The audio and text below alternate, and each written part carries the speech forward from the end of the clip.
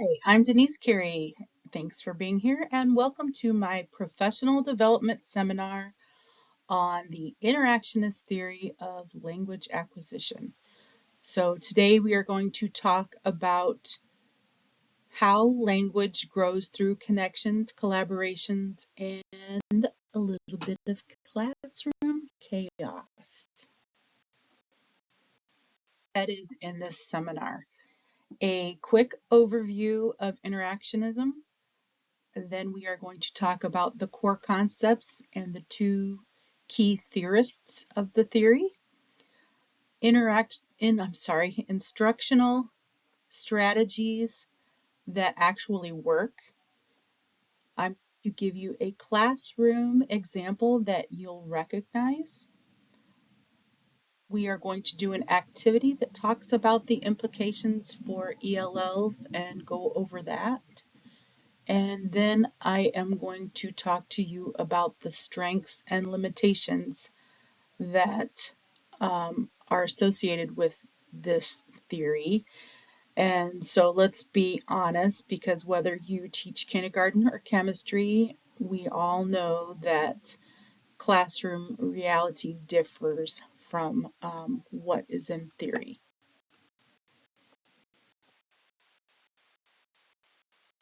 Start with what is interactionism. The big idea of interactionism is that language develops through social interaction. That means that conversation, collaboration, and a whole lot of did you mean moments. So we are going to talk about two key theorists, Lev Vygotsky, who is one of my all-time favorite psychologists, and Jerome Bruner, who believed that learning happens best when students talk, connect, and build meaning together. Interactionist theory centers on the idea that language develops through meaningful social interaction. The two key theorists are Lev Vygotsky and Jerome Bruner. Lev Vygotsky was a Russian developmental psychologist who emphasized that learning is a social process. He introduced the zone of proximal development, or ZPD, that shows how learners grow through guided support from others. Jerome Bruner built on Vygotsky's ideas. He was a little bit more contemporary, and he highlighted the role of scaffolding, which we all have used in some form or another, whether in the classroom or outside of the classroom. When we teach others around us, we are using scaffolding primarily.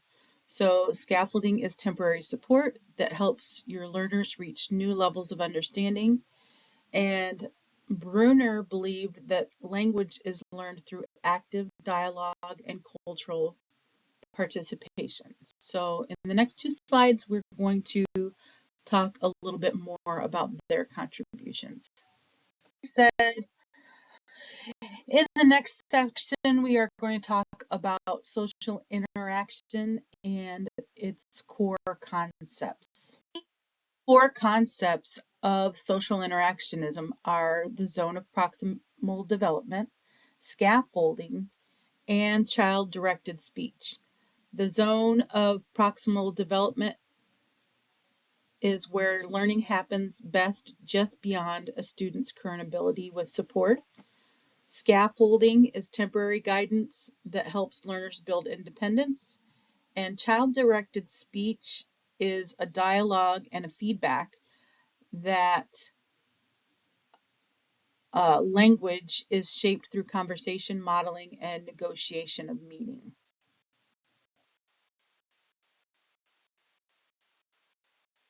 Zone of proximal development is really that concept that Vygotsky used to describe the space between what a learner can do independently and what they can do when they have guidance. So it is essentially the sweet spot for learning. It's where growth happens through interaction with more knowledgeable peers or adults. So although Vygotsky never used the term scaffolding, educators often credit him with inspiring the idea.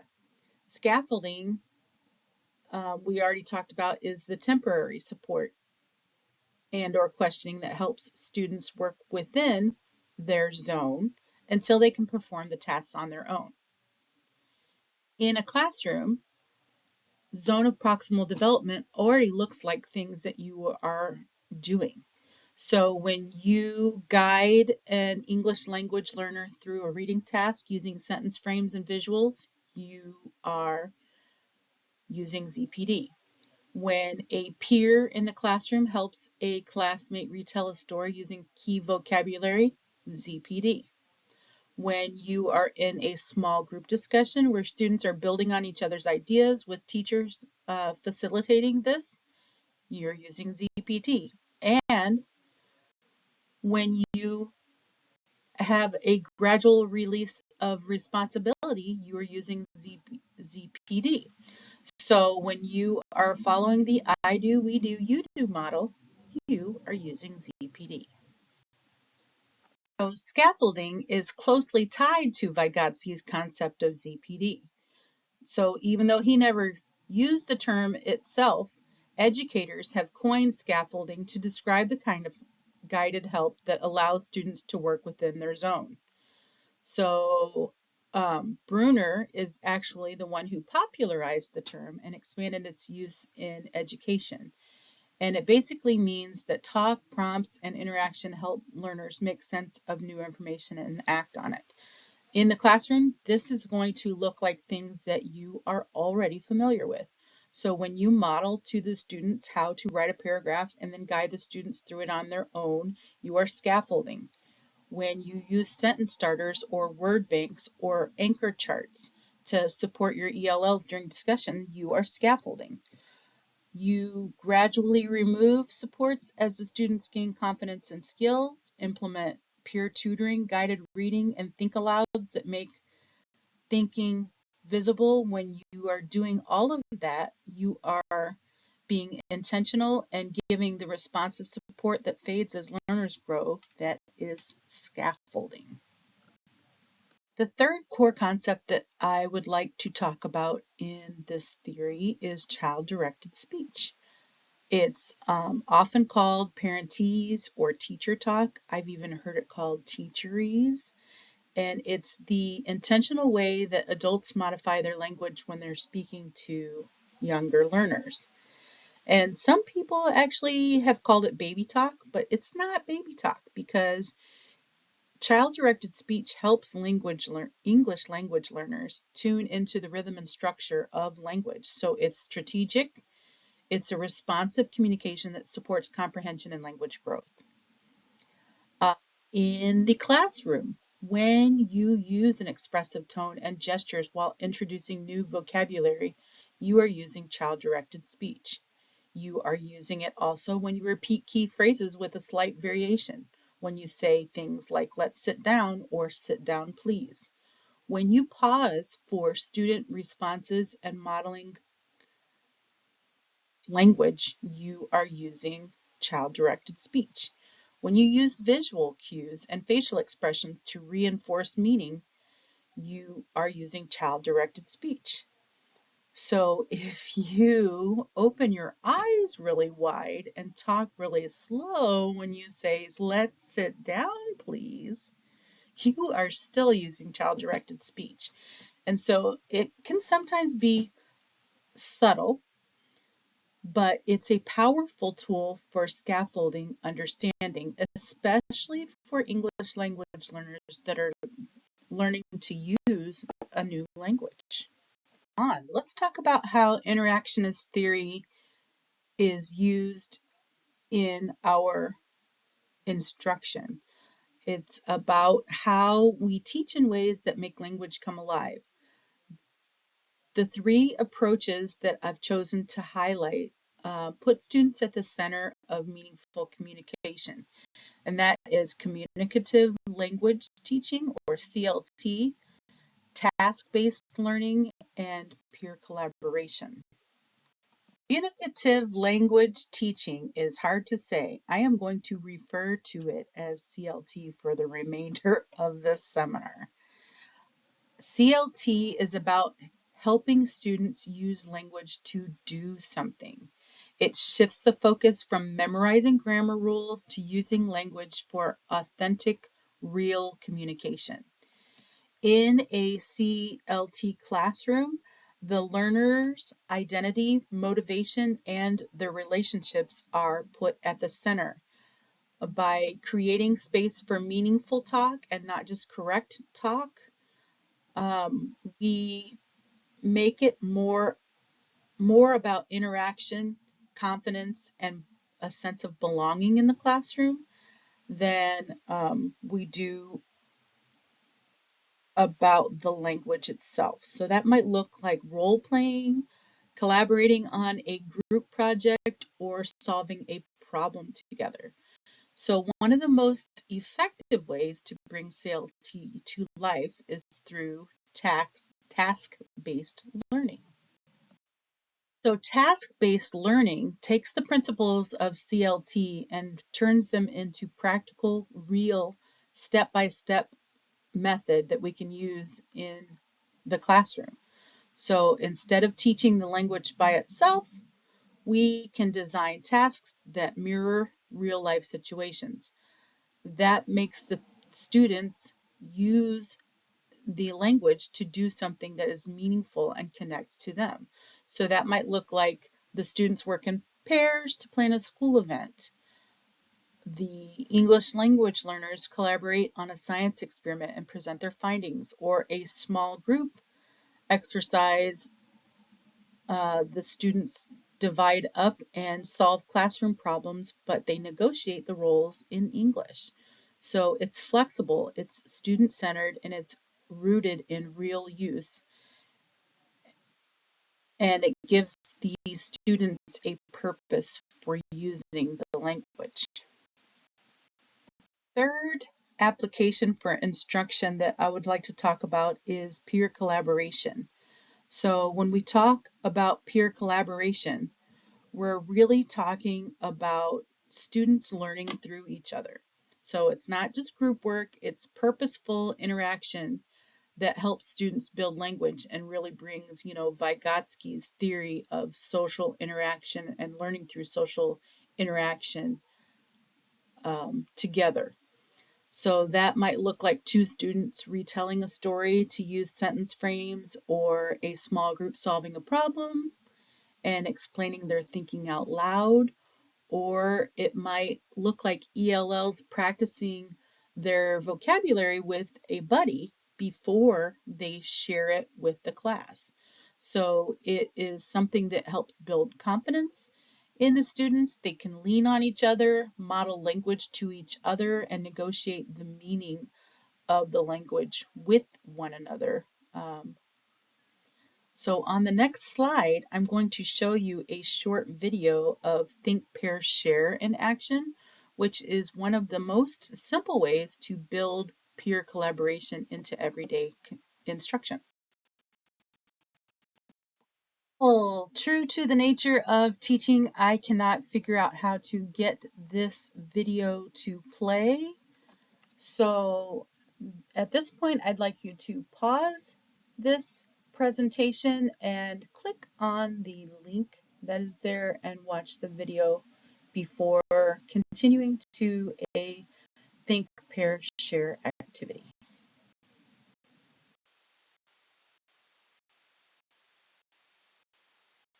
Teachers, it's handout time. So I would like you to pause my presentation at this point, and before we dive into the next section, take a few minutes to pause and reflect with a partner. This is going to be your chance to connect the theory to practice and think about what it means for your students.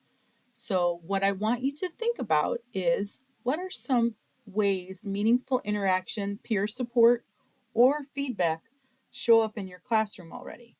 And I also want you to think about, what challenges do you face when trying to create those moments for your English language learners? So I want you to use the space below this slide to jot down your thoughts for a couple of moments and share them with a partner. Then together, I want you to come up with 2 or 3 classroom implications that you'd like to explore further. Go ahead and pause the presentation here. teachers. So now that you've explored the theory and instructional strategies, and you've had a chance to participate in a Think Paired Share to talk about implications, let's talk about these implications and what it means for our English language learners. Interactionist theory is not just a framework, it is a reminder to us that language grows best in environments where students feel seen, supported, and invited to participate. So in the next section, we're going to look at the 3 key ingredients that help these English language learners thrive. And that is meaningful interaction, peer support and modeling, and a feedback-rich environment. About meaningful interaction, we're talking about giving students a real reason to use language. So whether they're solving a problem, sharing an idea, or working through a task with a partner, the focus is on communication that matters. So they're not just practicing the language in isolation. So it doesn't have to be complicated. Think pair shares, collaborative writing, or a quick partner chat can open the door to deeper learning. About students learning through each other. When they hear their peers using academic language, asking questions, or working through ideas out loud, it gives them a model to follow and a sense that they're not alone in their learning process. It is really about creating a space where students feel safe enough to try. They can stumble and they can grow together. Well, often when I think about feedback, I picture red pens, correction marks, and a harshness. Okay, but in a language-rich classroom, feedback needs to be more than that. It has to be the way that we respond in the moment, the way we celebrate effort, and the way that we guide our students towards clearer communication. So it might mean that we repeat a student's sentence with the correct grammar, or we offer a sentence frame when they're stuck, or it could just mean nodding and encouraging them to keep going. So the importance of a feedback-rich environment is that the goal is not perfection, it's progress. So the feedback needs to feel like a conversation instead of correction. That way your students can lean into it and grow from it. Any instructional approach, there are going to be strengths and pitfalls. So in interactionist theory, creates exciting space for real world challenges on one hand, and it encourages authentic language use in that way because the students are talking and thinking and connecting in ways that feel purposeful. But it also asks a lot of teachers. So creating a space for meaningful interaction can be difficult because it means managing the noise, managing the movement, and it's a whole lot of unpredictability. So we're going to take a peek at a couple of the strengths of interactionist theory and a couple limitations. Like I've said on some of the previous slides, the interactionist approach is where instead of rehearsing isolated grammar rules, the students are communicating to solve problems, share ideas, and collaborate with their peers. So one of its biggest strengths of this approach is that students are using the language in real, meaningful ways. The language is tied to real tasks. It builds confidence through its use, and it promotes deeper engagement. All of those interactions is that there can be some chaos. So we need to make sure that if we decide to implement this approach, that we set clear expectations, that we use structured routines, and that you kind of balance the freedom with focus. And for some teachers, it can be difficult when you give your students that much leeway to kind of rein them back in and pull them back to the task at hand, because they can get a little bit silly, um, just like some teachers can. So I guess what I want you to take from this presentation is that interactionist theory reminds us that language learning is deeply social. And when we create classrooms that are full of meaningful interaction, peer support, and responsive feedback, we're not just teaching language, we're building connection and confidence and community.